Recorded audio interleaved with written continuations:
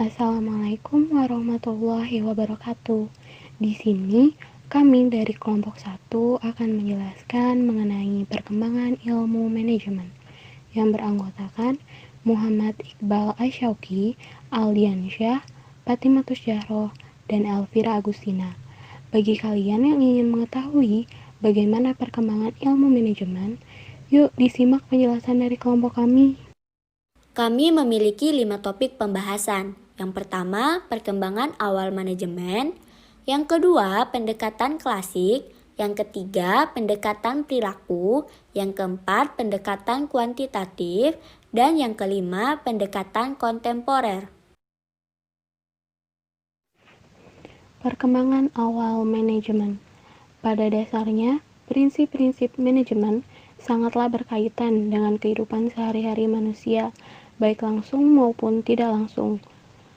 Sekitar awal abad ke-20 di benua Eropa Barat dan Amerika, yang dimana negara-negaranya sedang dilanda dengan revolusi industri, di sanalah timbulnya ilmu manajemen ilmiah.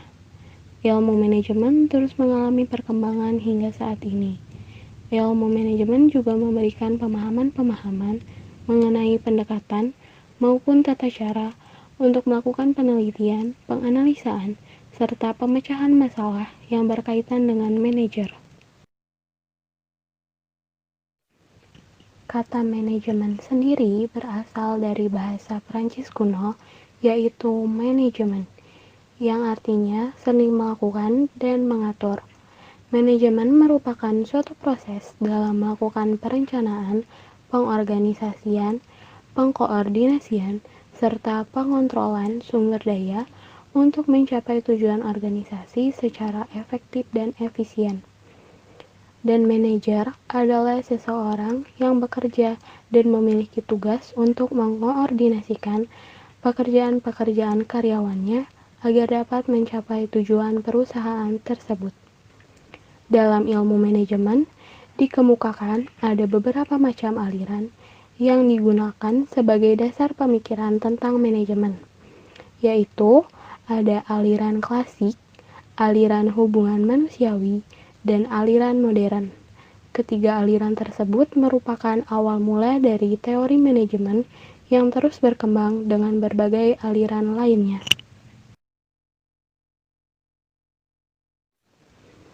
Lalu, apa saja sih proses perkembangan teori manajemen yang terus berkembang?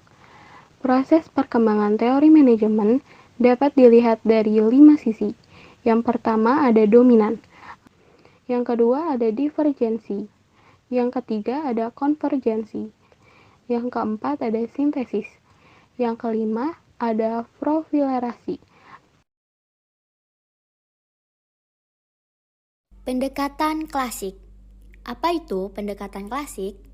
Pendekatan klasik merupakan suatu penelitian awal manajemen yang mempunyai titik fokus kepada rasionalitas dan berusaha menjadikan organisasi dan para pekerja berfungsi seefisien mungkin.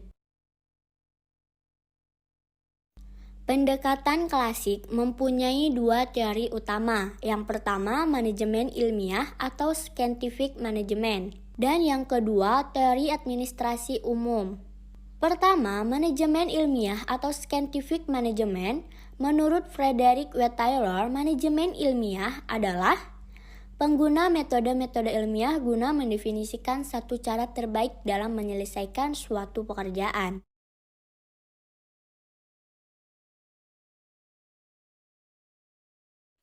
Yang kedua, teori administrasi umum. Teori administrasi umum adalah teori yang lebih menitikberatkan pada apa yang dikerjakan seorang manajer dan praktik-praktik manajemen yang baik.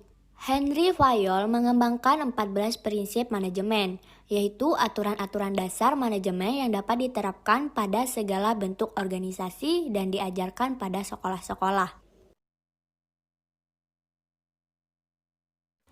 Max Weber adalah seorang sosiolog berkebangsaan Jerman yang mendalami bidang organisasi. Ia menulis gagasan-gagasannya pada awal periode 1900-an dan mengembangkan sebuah teori mengenai struktur otoritas dan hubungan-hubungan berdasarkan sebuah model organisasi ideal. yang dinamakannya birokrasi, yaitu suatu bentuk organisasi yang dicirikan oleh adanya pembagian kerja yang jelas, hierarki kepemimpinan yang tegas, arahan-arahan dan aturan-aturan yang lugas, serta hubungan antar individu yang tidak bersifat pribadi atau profesional. Weber mengakui bahwa birokrasi ideal ini tidak ada di dalam dunia nyata, namun ia memaksudkannya hanya sebagai sebuah landasan berpijak atau model baginya untuk berteori mengenai bagaimana berbagai pekerjaan dilakukan di dalam kumpulan-kumpulan besar manusia. Teorinya menjadi rancangan struktural bagi banyak organisasi besar. Birokrasi sesuai penjabaran Weber sangat mirip dengan manajemen ilmiah dalam ideologinya. Kedua model ini menekankan rasionalitas, prediktabilitas atau keterukuran dan kepastian hingga taraf tertentu, impersonalitas atau hubungan berdasarkan azas profesionalisme ahli-ahli kedekatan pribadi, kecakapan teknis dan otoritarianisme atau kewenangan mutlak. Meskipun ide-ide Weber kurang begitu praktis dibandingkan dengan apa yang digagas oleh Taylor, kenyataan bahwa bentuk ideal yang dirumuskan Weber masih dijadikan acuan oleh banyak organisasi masa kini, menjadi bukti betapa pentingnya ide-ide tersebut di dalam ranah manajemen.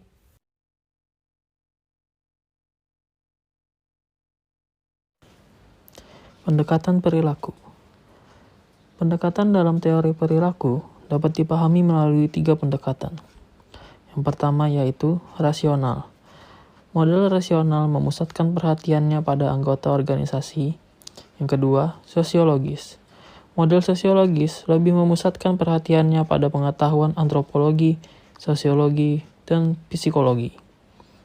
Yang ketiga, pengembangan hubungan manusia. Model pengembangan hubungan manusia lebih memusatkan perhatiannya pada tujuan yang ingin dicapai dan pengembangan berbagai sistem motivasi menurut jenis motivasi agar dapat meningkatkan produktivitas kerja.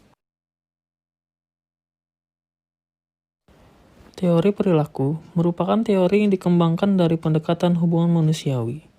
Pendekatan ini mengenai bagaimana perilaku manusia dipengaruhi oleh sistem sosialnya. Maslow yang terkenal dengan teori hierarki kebutuhan menjelaskan bahwa perilaku manusia yang berkaitan dengan motivasi manusia merupakan perilaku dasar yang disebut dengan goal-oriented, di mana pada umumnya perilaku manusia dimotivasi oleh kegiatan-kegiatan guna memperoleh kebutuhannya. Maka dari itu, ketika seseorang berperilaku tertentu, ia sedang dipengaruhi dengan kebutuhan yang mendesak.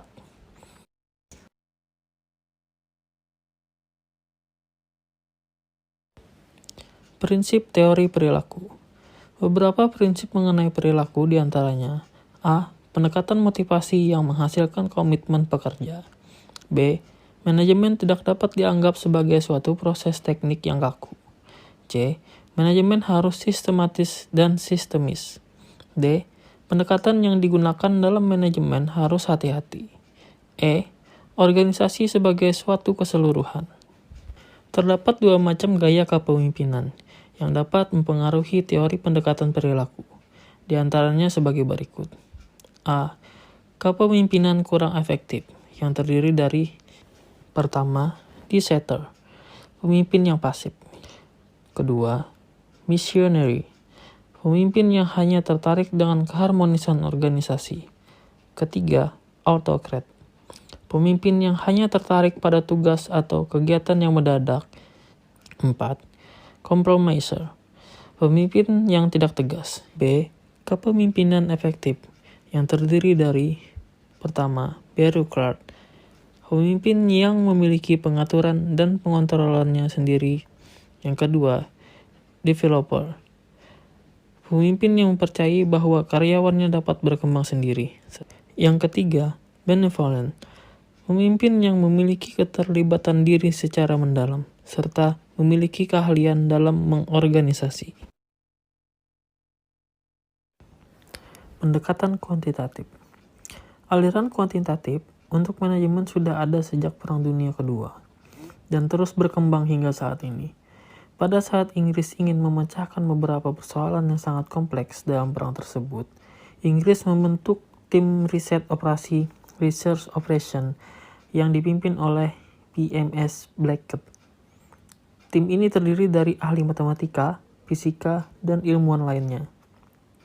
Inggris berhasil menemukan terobosan-terobosan penting dari tim tersebut. Amerika Serikat kemudian meniru dengan membentuk tim riset operasi yang dibentuk Inggris. Model-model matematika yang dikembangkan dihitung menggunakan komputer. Ketika perang telah selesai, model-model dari riset operasi tersebut kemudian diaplikasikan ke industri. Industri juga mengalami perkembangan pesat dengan persoalan-persoalan yang semakin kompleks. Persoalan tersebut tidak dapat dipecahkan dengan metode-metode konvensional. Model-model riset dari operasi tersebut diperlukan dalam hal ini.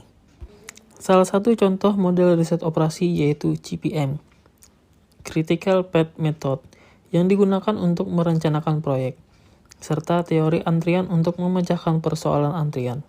Sedangkan untuk contoh model manajemen operasi, yaitu pengendalian persediaan seperti EOQ, Economic Order Quantity, simulasi analisis break-even, serta programasi linear atau linear programming. Manajemen operasi merupakan variasi lain dari pendekatan kuantitatif. Pendekatan ini lebih sederhana dan dapat diaplikasikan langsung pada situasi manajemen. Pendekatan kuantitatif memberikan sumbangan penting terutama dalam perencanaan dan pengendalian. Model-model yang dikembangkan sangat sesuai dengan fungsi tersebut. Sebagai contoh, model CPM bermanfaat untuk perencanaan dan pengendalian proyek. Pendekatan tersebut juga membantu memahami persoalan manajemen yang kompleks. Dengan menggunakan model matematika, persoalan yang kompleks dapat disederhanakan menjadi model matematika. Meskipun nampaknya, model matematika dengan formula-formula yang sulit dimengerti sangat kompleks, tetapi model tersebut bermaksud untuk menyederhanakan dunia nyata yang sangat kompleks. Dengan model matematika, faktor-faktor yang penting dapat dilihat dan dapat diberi perhatian yang lebih besar. Namun, pendekatan kuantitatif ini memiliki keterbatasan, yaitu model kuantitatif yang banyak menggunakan model atau simbol yang sulit dimengerti oleh kebanyakan orang, termasuk manajer. Pendekatan kuantitatif ini juga tidak melihat persoalan mengenai perilaku dan psikologi manusia dalam organisasi. Pendekatan kontemporer. Pendekatan kontemporer merupakan ilmu manajemen yang mempelajari mengenai hal-hal yang terjadi di lingkungan luar organisasi. Teori pendekatan manajemen temporer ada dua. Yang pertama yaitu teori pendekatan sistem. Teori pendekatan sistem adalah salah satu teori dasar di dalam ilmu fisika yang di masa lampau belum pernah diterapkan dalam organisasi-organisasi manusia. Sedangkan yang kedua yaitu teori pendekatan situasional. Pendekatan situasional adalah cara bagi sebuah organisasi untuk menghadapi atau mengantisipasi situasi-situasi berbeda yang membutuhkan cara pengelolaan berbeda. Pendekatan ini menganggap bahwa efektivitas manajemen tergantung pada situasi yang melatar belakanginya.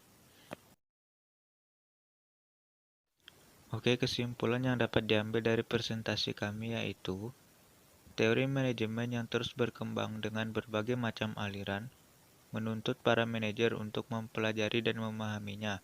Selain itu, manajer juga dapat memanfaatkan maupun menggabungkan teori-teori yang paling tepat untuk menghadapi permasalahan sederhana ataupun kompleks. Terdapat 3 aliran pemikiran teori manajemen yang harus dipahami oleh seorang manajer, yaitu aliran klasik, aliran hubungan manusiawi, dan aliran modern.